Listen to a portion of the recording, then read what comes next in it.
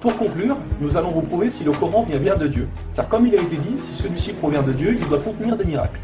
Et si vous lisez le Coran, vous verrez qu'il contient des informations qui ne pouvaient être connues à l'époque, c'est-à-dire il y a 1400 ans. Mohammed était un homme qui vivait en plein milieu du désert d'Arabie, là où la technologie n'existait pas. À cette époque, il n'y avait pas d'électricité, aucun appareil électronique, rien de tout ça. Les gens vivent de la terre, se déplacent en chameau. Personne n'avait inventé ou même pu imaginer les choses telles que les sondes, les scanners, les satellites, etc. Et pourtant, dans le Coran, nous pouvons lire « Sous l'eau, il y a des endroits où il y a de l'eau douce et de l'eau salée. Et entre les deux se trouve une barrière invisible qui empêche les deux eaux de se compénétrer. » C'est-à-dire que le sel de l'eau salée ne va pas dans l'eau douce. Ces barrières les empêchent. Les océanologues comme Jacques-Yves Cousteau ont découvert cela récemment grâce aux sous-marins où ils ont pu faire des prélèvements d'eau, etc. Qui, il y a 1400 ans, en plein milieu du désert, pouvait savoir qu'il y a des barrières invisibles dans l'océan? Il est écrit dans le Coran que l'univers est en expansion continuelle, c'est-à-dire que celui-ci ne cesse de grandir. Les étoiles s'éloignent les unes des autres constamment. C'est en 1920, grâce aux appareils très perfectionnés, tels que les télescopes puissants, que nous avons pu savoir que l'univers est en expansion continuelle. Qui, il y a 1400 ans, pouvait connaître cette information? Nous savons aujourd'hui que les montagnes sont comme des piliers et possèdent des racines.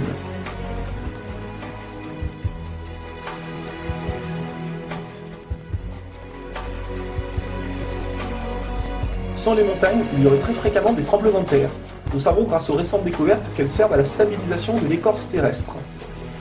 Qui, une nouvelle fois, il y a 1400 ans, pouvait savoir que les montagnes étaient ancrées comme des piliers et que ceux-ci servaient à la stabilisation de l'écorce terrestre?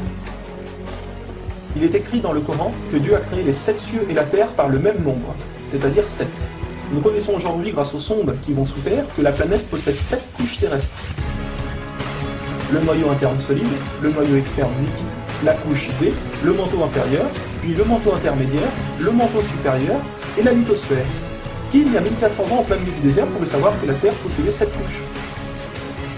Il était impossible de connaître cela sans la technologie récente. Il est aussi mentionné que les plantes ont des sexes, mâles et femelles. La découverte de la sexualité des plantes fut réalisée par Rudolf Jacob Comnenarius entre 1660 et 1720. Le Coran explique étape par étape l'embryologie, c'est-à-dire comment un enfant se développe dans le ventre de sa mère. Le professeur Ketmour, qui a reçu le prix Nobel au Canada de l'embryologie, a confirmé que cela se passait exactement comme indiqué dans le Coran, et a affirmé que ces faits ne pouvaient être connus il y a 1400 ans, et que par conséquent, ces informations avaient été révélées à Mohammed par Dieu. Un exemple, le Coran explique qu'à un moment, le fœtus a la forme d'une sangsue dans le ventre de sa mère. Et si on regarde des images des scanners, nous nous rendons compte que l'embryon a exactement la forme d'une sangsue et qu'il s'accroche à une paroi du corps comme le fait une sangsue.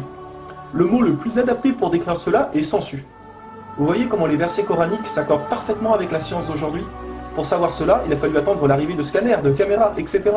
Qui, il y a 1400 ans, pouvait décrire en détail les étapes de l'embryologie?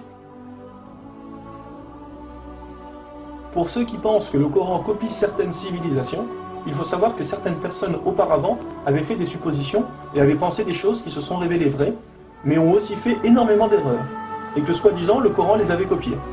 Donc par exemple, si vous prenez un mauvais élève qui copie sur un bon élève, si le bon élève a 18 sur 20, est-ce que le mauvais élève va avoir 20 sur 20?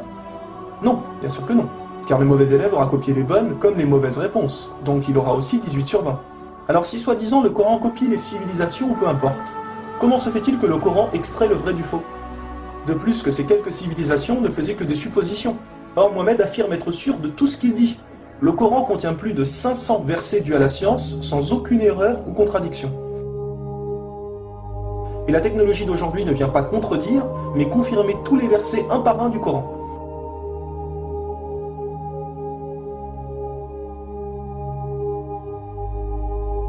Il est écrit dans le Coran que les fourmis parlent. Nous l'avons confirmé en 2009 grâce aux appareils auditifs puissants. Un homme ne peut entendre ces bruits à l'oreille nue comme ça. Nous savons aujourd'hui que dans la plupart des pays, il est interdit d'avorter au bout de 3 à 4 mois. Car après 4 mois, la science explique que le bébé commence à vivre, et que cela donc est considéré comme un crime. En islam, il est dit que Dieu insuffle l'âme dans le corps du bébé au bout de 120 jours, donc 4 mois. Comme par hasard au même moment que quand la science démontre que c'est à cette période que la vie du fœtus commence. Pour savoir que la vie du bébé commence à 4 mois, il a fallu attendre une nouvelle fois l'arrivée de scanners, IRM, caméras miniatures, etc. Qui, il y a 1400 ans, pouvait savoir que le bébé commençait à vivre au bout de 4 mois? Nous savons qu'au début du monde, il y avait seulement une nébuleuse primaire, compactée en une seule masse et qui a explosé, ce que nous appelons aujourd'hui le Big Bang. Le déroulement du Big Bang est pourtant écrit dans le Coran. Le Big Bang a été découvert au XXe siècle, alors que le Coran a été écrit au 7e siècle.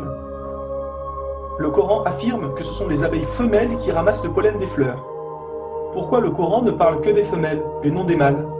Eh bien la science a découvert récemment qu'effectivement les femelles possédaient des organes que les mâles n'ont pas, et ceux-ci ne peuvent pas collecter le pollen des plantes.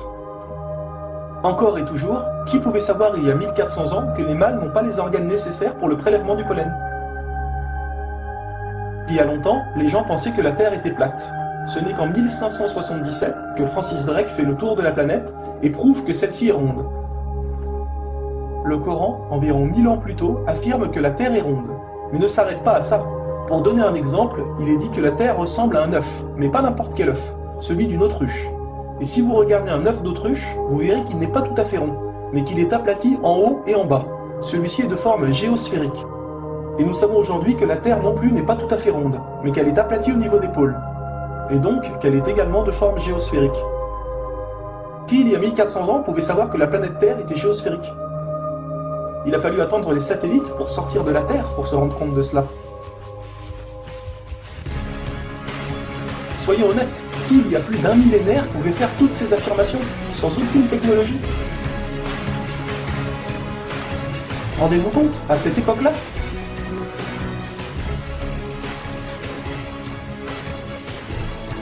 Et soyez conscients que je n'ai donné que quelques exemples, il y a plus de 500 versets qui parlent de science sans aucune erreur. Le Coran parle d'astronomie, de biologie, de physique, de géologie, etc. Ça ne s'arrête pas là. Le Coran ne comprend pas seulement des miracles scientifiques, mais des miracles linguistiques ou numériques. Par exemple, le mot terre apparaît 13 fois dans le Coran, et le mot mer apparaît 32 fois. Additionnez 13 plus 32, cela vous donne 45. Si l'on met cela en pourcentage, 32 fois le mot mer sur 45 donne 71%. Et c'est exactement le pourcentage que la mer recouvre sur la surface de la Terre. La mer recouvre 71% de la surface de la planète. Et 13 sur 45 donne 29%.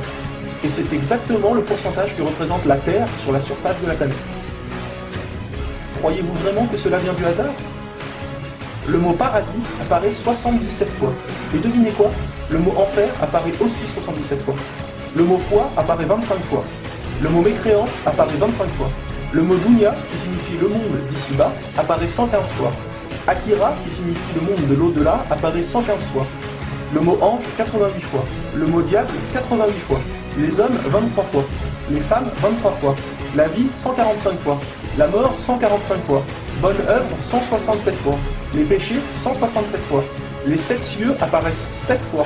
Et il y a encore plein et plein d'autres exemples.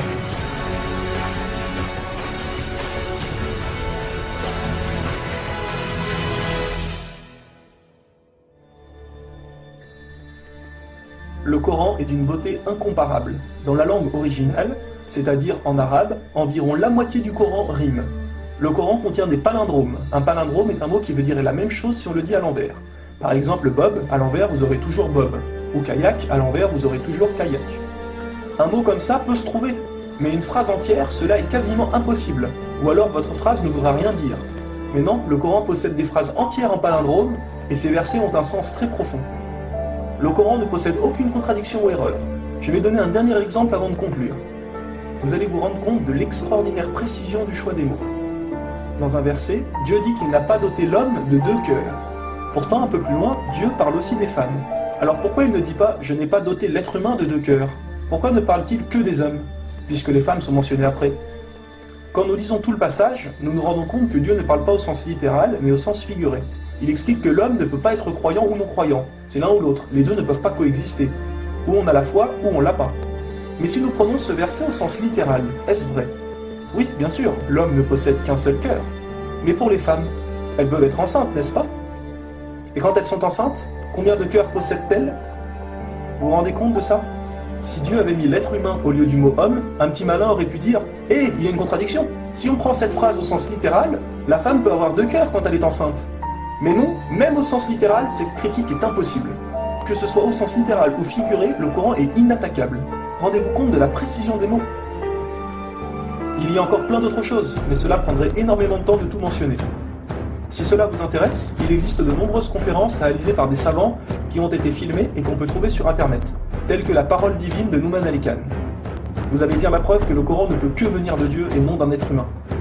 Comment se fait-il que la technologie d'aujourd'hui, la plus développée qui soit, ne puisse créer un seul animal ou plante? Ce que Dieu a créé, nous sommes incapables de le réaliser. Tout ce que nous construisons ne sont rien en réalité face à la nature. Dieu dit dans le Coran, pour ceux qui recherchent des preuves, regardez autour de vous, regardez la nature, l'être humain, l'eau, le soleil. Il y a là des preuves pour ceux qui réfléchissent.